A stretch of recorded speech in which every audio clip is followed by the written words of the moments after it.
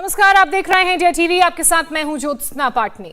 नमस्कार, मैं हूं आपके साथ प्रिया सिंह सोमवंशी। और बिहार की सियासत से जुड़ी इस वक्त की एक बड़ी खबर आ रही है। बिहार में एकाएक सियासी हलचल बढ़ गई है। जेडीयू आरजेडी कांग्रेस ने विधायकों की बैठक बुलाई है। कांग्रेस ने सभी विधायकों को पटना आने के लिए कहा है। आपको बता दें कि जेडीयू संसदीय दल और विधायकों की पटना में बैठक बुलाई गई है। अब जिस तरह से इन तमाम पार्टियों के विधायकों की बैठक बुलाई गई है तो जाहिर सी बात है सियासी हलचल यहां पर तेज है। अब दिलचस्प बात यह है कि सभी पार्टियों की तरफ से बिहार में एकाएक इस बैठक को क्यों बुलाया गया है। आपको एक बार फिर से बता दें कि बिहार में सियासी हलचल तेज है क्योंकि जेडीयू आरजेडी कांग्रेस ने अपने अपने विधायकों की बैठक बुलाई है। कांग्रेस की अगर बात की जाए तो कांग्रेस ने सभी विधायकों को पटना में आने के लिए कहा है, जहां विधायकों के साथ बैठक की जाएगी। वहीं जेडीयू संसदीय दल और विधायकों की भी पटना में बैठक बुलाई गई है। अब एक तरफ जेडीयू की तरफ से बैठक बुलाई गई है तो वहीं दूसरी तरफ कांग्रेस के विधायकों को भी पटना में बुलाया गया है, जहां पर उनकी बैठक की जाएगी। साथ ही आरजेडी के विधायकों की भी बैठक बुलाई गई है। तो एक तरह से इन तमाम पार्टियों के विधायकों को पटना में बुलाना, बैठक की बात सामने आना, तमाम सवाल खड़े होते हैं। और इन्हीं सवालों का जवाब देने के लिए हमारे सहयोगी नीतीश पटना से हमारे साथ जुड़ चुके हैं। नीतीश, एकदम से इन सभी पार्टियों के विधायकों को बुलाया गया है, बैठक होनी है, तो सबसे पहले क्या बैठक अलग अलग होगी और क्यों, किस मुद्दे को लेकर बैठक होगी? देखिए, मुद्दा क्या है ये तो अभी नहीं बताया गया है, लेकिन ये बिल्कुल साफ दिख रहा है। जो अभी राजनीतिक हालात दिखाई दे रहे हैं उसमें इस बात की पूरी संभावना दिख रही है कि बिहार में बड़ा राजनीतिक उलटफेर हो सकता है। क्योंकि कल ललन सिंह ने जो प्रेस कॉन्फ्रेंस किया उसमें एक तरह से बिल्कुल तस्वीर साफ हो गई।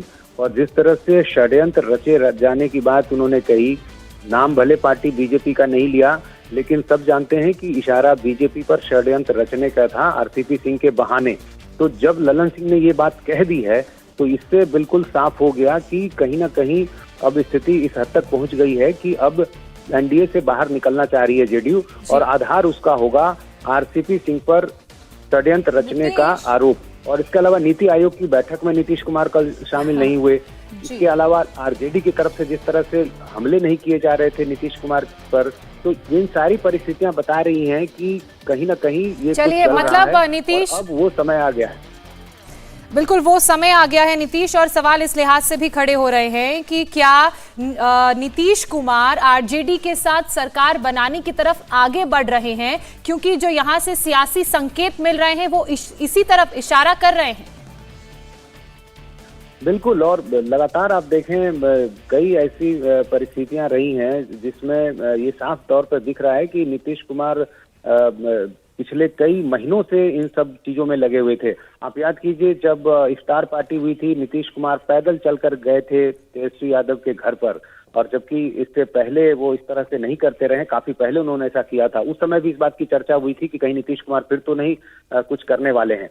और इसके बाद भी कई बैठकों में नहीं जाना, दिल्ली में कई बार जो ऐसे भोज का आमंत्रण था या राष्ट्रपति के विदाई समारोह में कई ऐसे मौके रहे जब नीतीश कुमार ने किनारा करने की कोशिश की और बार बार इस तरह के संकेत दिए। लेकिन बीजेपी की तरफ से आप देखिए, लगातार ये कहा जाता रहा कि हम गठबंधन के साथ हैं, हम 2024 का चुनाव, 25 का चुनाव बिल्कुल साथ मिलकर लड़ेंगे। लेकिन अब आरसीपी सिंह के प्रकरण के बाद जिस तरह से ललन सिंह की तरफ से बातें कही गई हैं, उसके बाद अब ये साफ दिख रहा है कि अब बीजेपी और जेडीयू के बीच जो है वो रिश्तों की जो खटास है वो आगे बढ़ी है। और ये अब साफ दिख रहा है कि जेडीयू जो है वो ये कहकर कि चिराग मॉडल 2 का इस्तेमाल करने की कोशिश की जा रही थी, और आरसीपी सिंह के बारे में सबूत होने की बात भी कर रही है जेडीयू कि हमारे पास साक्ष्य हैं। तो इसका मतलब कि जब बैठक होगी जो जेडीयू के सांसदों के साथ, विधायकों के साथ, उसके बाद संभव है कि जेडीयू की तरफ से ये कहा जाए कि हमारी पार्टी को तोड़ने की कोशिश हो रही थी, बीजेपी इसमें शामिल थी, आरसीपी सिंह का इस्तेमाल किया जा रहा था, और ये सारी बातें कहकर गठबंधन से बाहर निकलने का एक आधार जेडीयू की तरफ से रखा जा सकता है। इसकी एक बानगी उस वक्त भी देखने के लिए मिलनी शुरू हो गई थी जब बिहार चुनाव के रिजल्ट्स आए थे, और हमने देखा था किस तरीके से नीतीश का कद कहीं ना कहीं छोटा जरूर हुआ है, बीजेपी उस पर हावी होती नजर है, और यही बात नीतीश को शुरू से ही खटकने लगी थी। फिलहाल बहुत शुक्रिया तमाम अपडेट के लिए। तो अब एक तरफ जेडीयू आरसीपी सिंह पर पार्टी तोड़ने का आरोप लगाकर दूसरे दलों के साथ मिलकर गठबंधन की सरकार बनाने की तैयारी कर सकती है। इंडिया टीवी हर वक्त हर जगह डाउनलोड करने के लिए सर्च करें India TV news Google play store या ऐप स्टोर पर।